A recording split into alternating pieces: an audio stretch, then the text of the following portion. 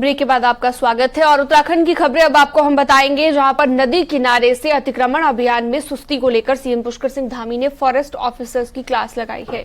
CM Dhami ने अफसरों से पूछा है कि आखिर क्यों अतिक्रमण हटाओ अभियान रोका गया। वहीं सीएम ने नदी किनारे की जमीन से अतिक्रमण को जल्द हटाने के आदेश दिए। इसके साथ ही सीएम धामी ने मांगी अभियान के हर दिन की प्रोग्रेस रिपोर्ट।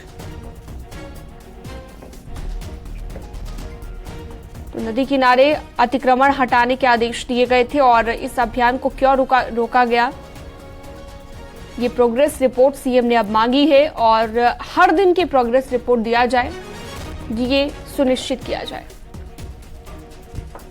चलिए सीधा रुक करते हैं, विशाल गर्ग हमारे साथ जुड़ गए हैं देहरादून से ज्यादा जानकारी के साथ। विशाल, पहले हमने देखा कि लगातार ये अभियान चल रहा था, लगातार जो अतिक्रमण हटाया जा रहा था उसी को लेकर अभियान चल रहा था, लेकिन अब इसे रोक दिया गया और सीएम ने इसके लिए प्रोग्रेस रिपोर्ट भी अब मांग ली है। किस तरह से कार्रवाई हो रही है और किस तरह से आप प्रशासन को एक्टिव देख रहे हैं?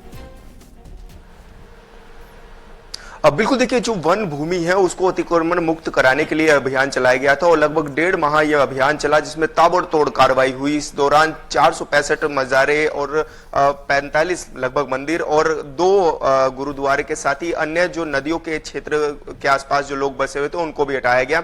लेकिन अब लगभग 1.5 माह के अभियान के बाद ये पूरा अभियान ठंडे बस्ते में जाता हुआ दिखाई दे रहा था। तो ऐसे में मुख्यमंत्री पुष्कर सिंह धामी ने वन विभाग के अधिकारियों को हड़ताल भी लगाई है। साथ ही उन्होंने पूछा है कि आखिर ये ठंडे बस्ते में क्यों है, ये अभियान क्यों नहीं चलाया जा रहा है। इसके बाद अब वन विभाग के अधिकारी एक्टिव मोड में है और कहा जा रहा है कि 22 और 23 तारीख को एक बड़ी बैठक भी होनी है, जिसमें रोड मैप तैयार होगा कि अब आगे की क्या रणनीति होगी। क्योंकि देखिए, प्रदेश में लगभग 11,000 हेक्टेयर पे जो है वो अतिक्रमण देखा जा रहा है और अभी तक जो 1.5 माह की कार्रवाई हुई है उसमें 3,000 एकड़ की भूमि को अतिक्रमण मुक्त भी कराया गया है।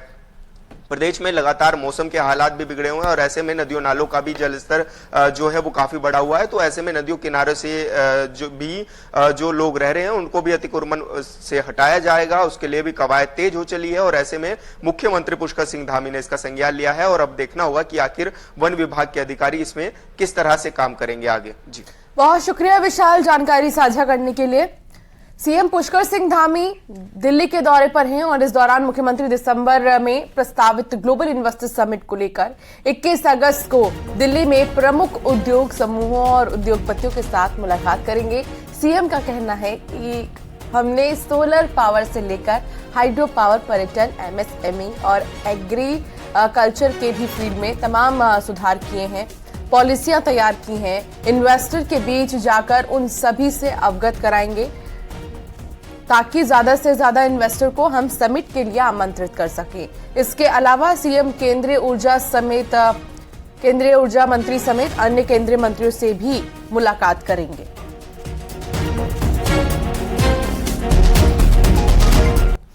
आगे बढ़ते हैं, बागेश्वर के कपकोट में बारिश और तूफान से जबरदस्त तबाही हुई है। यहां पर ब्लॉक ऑफिस के पास एक विशालकाय पेड़ सरकारी आवासीय बिल्डिंग में गिर गया और इस दौरान कई घरों में मलबा भी घुस गया।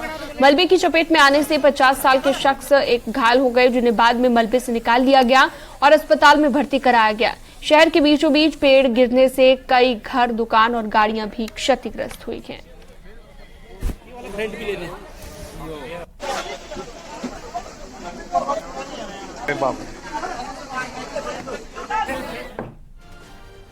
उत्तराखंड में बारिश के बाद लगातार हालात खराब है और केदारनाथ पैदल रूट पर कैसे हालात हैं अब वो आपको दिखाते हैं।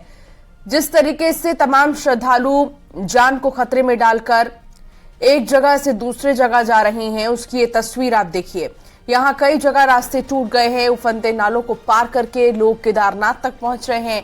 हाल में हुई बारिश के बाद रास्ते खस्ताहाल हो चुके हैं और लगातार बारिश जारी है। हालांकि श्रद्धालु अभी भी केदारनाथ यात्रा पर आ रहे हैं और ऐसे नालों को पार करने के लिए मजबूर हैं, जहां पर हल्की सी चूक हो जाए तो लोगों की जिंदगी पर बात आ सकती है। कुछ जगहों पर मदद के लिए एसडीआरएफ के लोग भी मौजूद हैं, लेकिन ज्यादातर जगहों पर जान जोखिम में डालकर ही लोग सफर कर रहे हैं। आराम से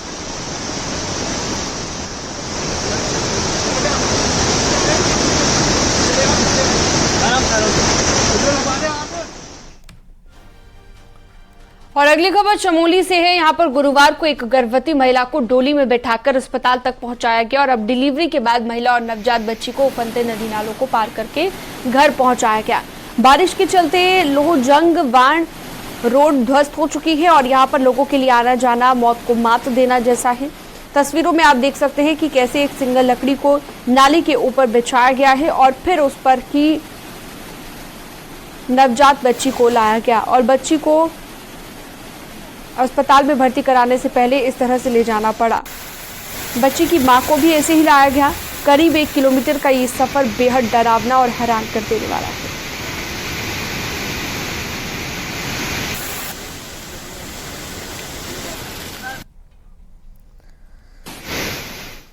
देवी जी को हॉस्पिटल भेजा गया था और कल रात को उनका 12:19 पर ये लड़का हुआ और कल रात को ही यहाँ पे भयानक बारिश हुई और यहाँ पे पूरा वो जो लकड़ी का पुल बनाया था अस्थायी पुल वो बह गया था। आज हमने दोबारा से 2 पोल डाल करके ये पुल बनवाया, फिर ऐसे बच्चे को पार कराया। भगवान की दुआ रही, लाडू देवता की कृपा रही। उत्तरकाशी में बारिश के सीजन में 80 गंगा घाटी के ग्रामीणों और छात्राओं की समस्या बढ़ गई है। 5 गांव के छात्र, टीचर और ग्रामीण पुल न होने से अपनी जान जोखिम में डालने के लिए मजबूर हैं। ये तस्वीरें नौगांव की छात्राओं की हैं जो राजकीय इंटर कॉलेज भंकोली जाने के लिए पाइप के सहारे से उफनती नदी को पार करने के लिए मजबूर हैं। इन छात्राओं के साथ कभी भी कोई भी हादसा हो सकता है, लेकिन कॉलेज जाने के लिए एकमात्र यही रास्ता है, जिसके चलते इन्हें अपनी जान पर जोखिम डालना पड़ रहा है। उधर ग्रामीणों ने जल्द पुल बनाने की मांग की है। मांग न मानने पर उग्र आंदोलन की चेतावनी भी दे दी है। स्कूली बच्चे नदी पार करने यहाँ पे लोहे का पुल लगाया है यहाँ पे, क्योंकि आज स्कूली बच्चे भी जाना जरूरी है। टीचर लोग हैं, आज 15 अगस्त है। हुआ बच्चों के लिए मार्ग नहीं खुला तो मेरी समस्त घाटी की जनता उग्र से उग्र आंदोलन करने के लिए बाध्य होगी, जिसकी स्वयं जिम्मेदार शासन प्रशासन रहेगी। और चमोली के थराली में एक बार फिर से बारिश ने आफत खड़ी कर दी है। इलाके में बादल फटने की घटना सामने आई, जिसके बाद प्राणमती नदी और पिंडर नदी का जलस्तर बढ़ गया है और लोगों के घरों और मंदिर को भारी नुकसान पहुंचा है। देर रात पुलिस और प्रशासन की टीम ने स्थानीय लोगों को सुरक्षित इलाकों की ओर भेजा। वहीं भारी बारिश से घरों के साथ खेती की जमीन को खासा नुकसान पहुंचा है और चमोली में एक हफ्ते के अंदर बादल फटने की 2 घटनाएं हो चुकी हैं।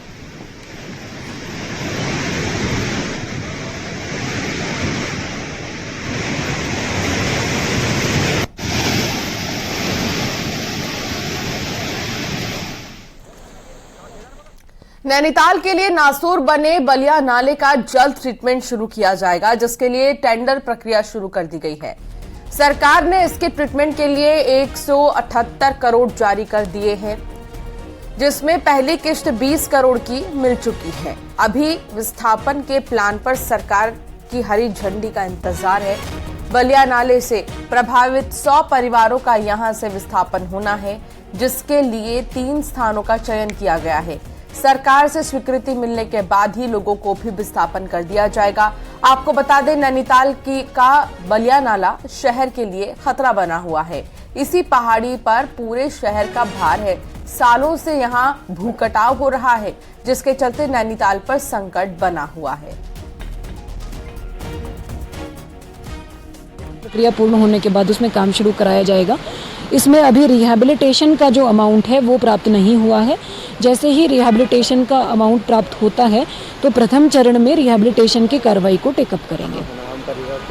अभी 2-3 वैकल्पिक स्थान चिन्हित करे गए हैं। लगभग 90 के आसपास वहाँ पे फैमिलीज हैं जिनके लिए स्थान चिन्हित किए हैं और पूरी रिहैबिलिटेशन स्कीम बनकर शासन को गई है। अप्रूवल के बाद ही इसमें जो है कार्रवाई। ऋषिकेश में लगातार हुई बारिश से बुल्लावाला पुल की अप्रोच दीवार ढह गई है। बरसाती नदी से लगातार भूकटाव हो रहा है और अप्रोच रोड बहने से पुल पर खतरा बढ़ गया है। डोईवाला और बुल्लावाला के ग्रामीण क्षेत्रों को ये पुल ही आपस में जोड़ता है।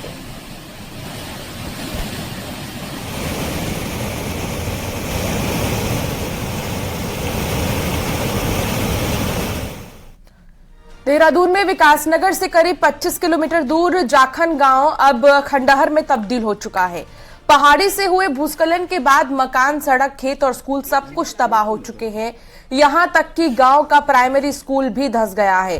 कई जगह दरार आ गई है, कई परिवार बेघर हो चुके हैं। स्थानीय विधायक मुन्ना सिंह चौहान ने बताया कि प्रभावित परिवारों को 6 महीने तक आर्थिक सहायता दी जाएगी ताकि वो अपनी सुविधा के मुताबिक रह सकें और लोगों को हर संभव मदद की जा रही है।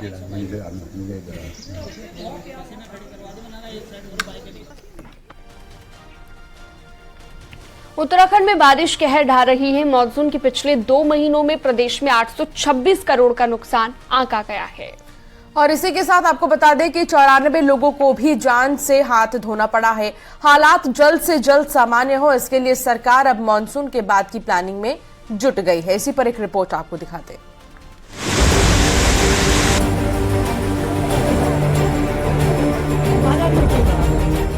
उत्तराखंड में मानसून की बारिश तबाही मचा रही है। लैंडस्लाइड, जल भराव, सड़कों के टूटने की खबरें आम हो गई हैं। सबसे अधिक नुकसान सड़कों का हुआ है। प्रदेश की ऐसी कोई सड़क नहीं है जो बर्बाद ना हुई हो। शुक्रवार को भी 300 से ज्यादा सड़कें बंद रहीं। इस दौरान 94 पुल क्षतिग्रस्त हो गए। 1400 से ज्यादा घरों को नुकसान पहुंचा है। हरिद्वार जैसे क्षेत्रों में फसलें चौपट हो गई हैं। लोगों को मुआवजा बांटने के साथ ही सरकार अब सबसे पहले सड़कों को ठीक करने की प्लानिंग बना रही है। आप खड़े हों, एनडीआरएफ की टीम है, एसडीआरएफ की टीम है, आईटीबीपी वाले लोग हैं, आपदा प्रबंधन है, जिला प्रशासन है, सभी लोग इस काम में लगे हैं। और केंद्र की भी जो टीम एनडीएमए की टीम है वो भी अभी हरिद्वार भी आई थी, अन्य जगह का भी आकलन कर रही है। और हमारा अभी तो प्रयास है कि जल्दी से जल्दी जो है जिन स्थानों पर आपदा से अत्यधिक क्षति हुई वो स्थान सामान्य स्थिति में आए। आपदा के 2 महीने में 94 जिंदगियां खत्म हो गई। 43 से ज्यादा लोग घायल हो गए। रुद्रप्रयाग में सबसे ज्यादा 34 लोगों ने अपनी जान गंवाई। प्रदेश में 500 से ज्यादा मवेशी भी आपदा की भेंट चढ़ गए। और सीएम के निर्देश के बाद में प्रशासन अब हर दिन नुकसान का आकलन कर रहा है। अभी तक करीब 826 करोड़ के नुकसान का आकलन किया गया है। देखिए, पहली बार हम इस बार रियल टाइम हर दिन जो क्षति हो रही है प्रदेश में उसका आकलन कर रहे हैं। हालांकि टेंटेटिव आकलन है लेकिन किया जा रहा है।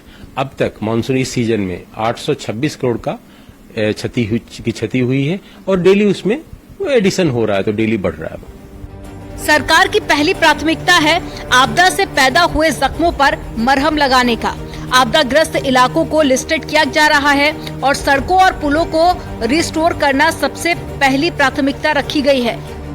मॉनसून के बाद में युद्ध स्तर पर सड़कों की मरम्मत का काम शुरू किया जाएगा। देहरादून से न्यूज 18 के लिए सुनील नवप्रभात की रिपोर्ट।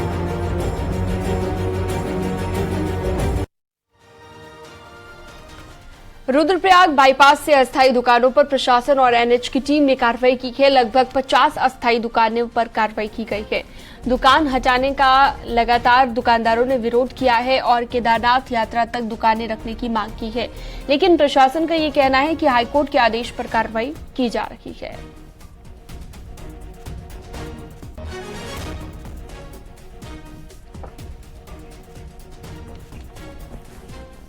हर घर तिरंगा अभियान पूरे देश में चला, पर उत्तराखंड में उद्यान विभाग के अफसर झंडा फहराने अपने हेडक्वार्टर तक नहीं पहुंचे। सवाल पूछने पर कृषि मंत्री ने ऑफिसर्स पर एक्शन के बजाय जवाब तलब करने की बात कही और कांग्रेस कहती है कि जवाब तलब नहीं, एक्शन की बात कीजिए।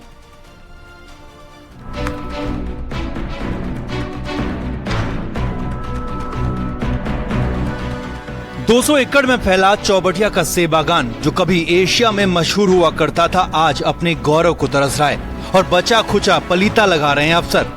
कागजों में चौबटिया उद्यान विभाग का निदेशालय है, पर आलम यह है कि अफसर यहाँ झांकने की जहमत तक नहीं उठाते। लापरवाही इस बात से समझी जा सकती है कि 15 अगस्त को उद्यान विभाग के कई अफसर यहाँ नहीं पहुँचे। कृषि मंत्री बतौर प्रभारी मंत्री उधम सिंह नगर जिले में तो गए, पर उनके विभाग के अफसरों को निदेशालय जाने की फुर्सत नहीं मिली। उद्यान विभाग के निदेशक और महानिदेशक का पद संभाल रहे आईएएस रणवीर सिंह चौहान छुट्टी पर थे, लेकिन बाकी अफसर भी यहाँ नहीं गए। खास बात यह है कि इसी चौबटिया निदेशालय से इन अफसरों की सैलरी निकलती है। वहीं एक्शन के सवाल पर मंत्री जी जवाब तलब करने की बात कह रहे हैं। महानिदेशक, उनके पारिवारिक कोई पूजा थी महासू देवता की, वो छुट्टी पे थे। उसकी जिम्मेदारी फिक्स करेंगे कि भैया राष्ट्रीय पर्व है तो तो जिस स्तर के अधिकारी की वहां पोस्टिंग है वहां पर क्यों नहीं हुआ, उसका क्वेश्चन कॉल किया जाएगा। उत्तराखंड हमेशा अनकंट्रोल अफसरशाही के लिए बदनाम रहा है और अफसरों की मनमानी कई बार आदेशों पर भारी पड़ती है। जिस देश में प्रधानमंत्री मेरी माटी मेरा देश अभियान आगे बढ़ा रहे हों, मंत्री अपने घर पर तिरंगा फहरा रहे हों, वहां मिट्टी खेती से जुड़े उद्यान विभाग के अफसर कैसे लापरवाही कर सकते हैं। अफसरों की साल पर सत्ताधारी बीजेपी और विपक्षी कांग्रेस एक सुर में बोल रहे हैं। देखिए, अधिकारियों को अपने कार्य के प्रति संवेदनशील रहना चाहिए। क्यों नहीं पहुंचे, सरकार का पक्ष है, सरकार उनसे निश्चित रूप से इसका जवाब मांगेगी। और मैं कह सकता हूं कि हर व्यक्ति को, क्योंकि आपदा काल है, इस समय वर्षा काल चल रहा है, क्षेत्र के अंदर अनेकों आपदाएं आ रही है, ऐसे समय में हर अधिकारी को अपने कार्य के प्रति प्रतिबद्धता दिखाते हुए काम करना चाहिए। और स्वतंत्रता दिवस और गणतंत्र दिवस को अगर कोई हल्के में ले रहा है, अगर उस दिन कोई जाकर के अपने निदेशालय में या महानिदेशालय में अगर कोई अधिकारी झंडा नहीं फहरा रहा है, मैं समझता हूं इससे ज्यादा शर्मनाक बात नहीं हो सकती। एक्सप्लेनेशन क्या होता है, आप एक्शन लीजिए, अगर पता करिए।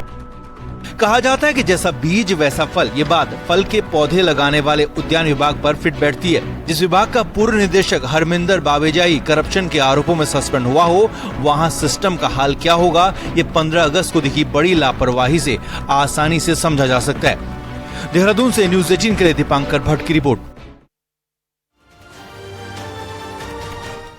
छत्तीसगढ़ विधानसभा चुनाव के लिए सीनियर ऑब्जर्वर प्रीतम सिंह रायपुर के दौरे पर हैं और बतौर ऑब्जर्वर पहले दौरे पर कांग्रेस नेता प्रीतम सिंह ने छत्तीसगढ़ के मुख्यमंत्री भूपेश बघेल से मुलाकात की है। दोनों नेताओं के बीच शिष्टाचार भेंट हुई।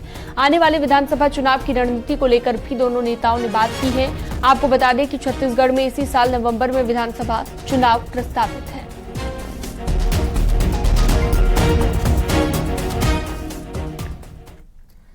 बीजेपी हमेशा दूसरी पार्टियों पर परिवारवाद का आरोप लगाती है और यहां बीजेपी पर ही परिवारवाद के आरोप लग रहे हैं। बागेश्वर उपचुनाव में चंदन रामदास की पत्नी को टिकट देने पर बयानबाजी का दौर शुरू हो गया है। कांग्रेस का कहना है कि बीजेपी की कथनी और करनी में बहुत अंतर है, जो कि साफ दिख रहा है। बीजेपी का कहना है कि जनता की भावनाओं को देखकर ही टिकट दिया जाता है। हुए उस उन्होंने परिवार के व्यक्ति को सदस्य टिकट दिया, परिवार में भी पत्नी को टिकट दिया है। चाहे आप थराली ले लें, पिथौरागढ़ का ले लें, सल्ट में भाई को टिकट दिया और आज बागेश्वर में पत्नी को टिकट दिया। तो परिवारवाद की बात कहाँ करते, किससे सिखाते हैं? टिकट दिया गया है, परिवारवाद का विषय नहीं है। और जो हमारी कार्यकर्ता हैं पार्वती जी, हमने कार्यकर्ता के नाते ही उनको टिकट दिया है। ये आरोप लगाना कि परिवार के बात किया, तो सार्वजनिक चुनाव होता है, उस समय का पक्ष अलग होता है। खेल मंत्री रेखा आर्या ने मुनस्यारी में बने पंडित नैन सिंह पर्वतारोहण ट्रेनिंग संस्थान का लोकार्पण किया। इस मौके पर उन्होंने कहा कि संस्थान साहसिक खेलों को बढ़ावा देने के लिए मील का पत्थर साबित होगा। साथ ही उन्होंने कहा कि नैन सिंह पर्वतारोहण संस्थान को निम की तर्ज पर बनाया जाएगा, जिससे विश्व स्तर पर साहसिक खिलाड़ी तैयार हो सके। नैन सिंह पर्वतारोहण संस्थान बीते 7 सालों से बनकर तैयार है, लेकिन अभी तक इसका सही उपयोग नहीं हो पाया था। इस लोकार्पण का उद्देश्य मात्र औपचारिकता न रहे, ये विभाग को स्पष्ट रूप से निर्देश दिया है कि आने वाले समय में जब यहाँ पर हमारे प्रशिक्षणार्थी यहाँ पर एडमिशन लेंगे तो उसे उत्सव के रूप में भी और एक निम के तर्ज पर इसको उस रूप में विकसित करने का भी जो है हम लोग प्लान तैयार करें। हरिद्वार के पिरान कलेर इलाके के माजरी गांव में संदिग्ध बुखार का प्रकोप चल रहा है। अब तक कई लोग इसकी चपेट में आ गए हैं, जिसके बाद स्वास्थ्य विभाग की टीम गांव पहुंची है और सैंपल लेकर जांच के लिए भेजे गए हैं। हाल ही में हुई भारी बारिश के बाद इस इलाके में भी बारिश का पानी भर गया था, जिससे बीमारियों का खतरा बना हुआ है। स्वास्थ्य विभाग का कहना है कि गांव में अभियान चलाकर दवा की भी छिड़काव की शुरुआत होगी।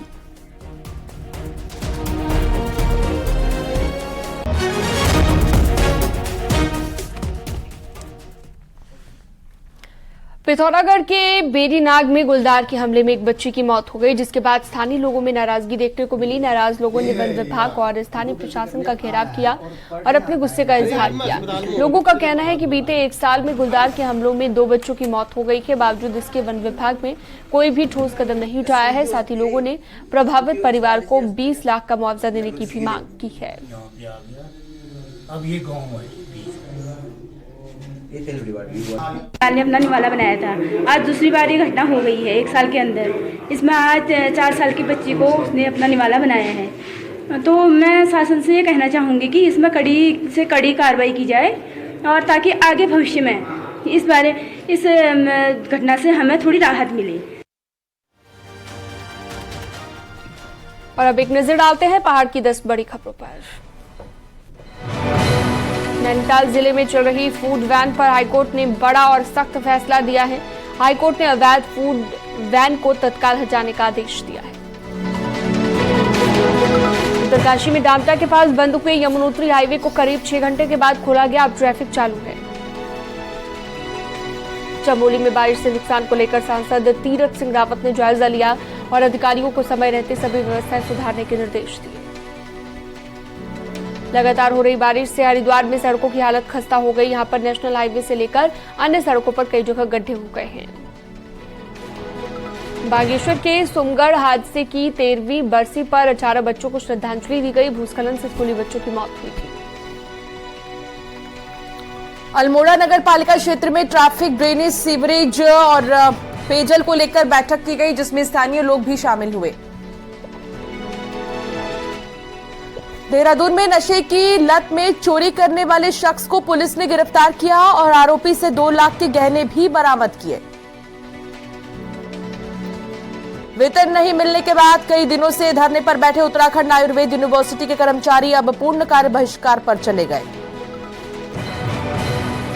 देहरादून में भारी बारिश के बाद कुलवाला इलाके में लोगों के घरों में पानी घुस गया, जिसके बाद एसडीआरएफ ने पानी की निकासी की।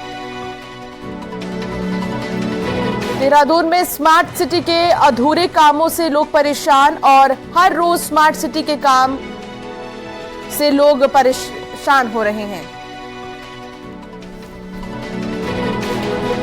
और वक्त तो चला एक बहुत छोटे से ब्रेक का। खबरों का सिलसिला जारी रहेगा।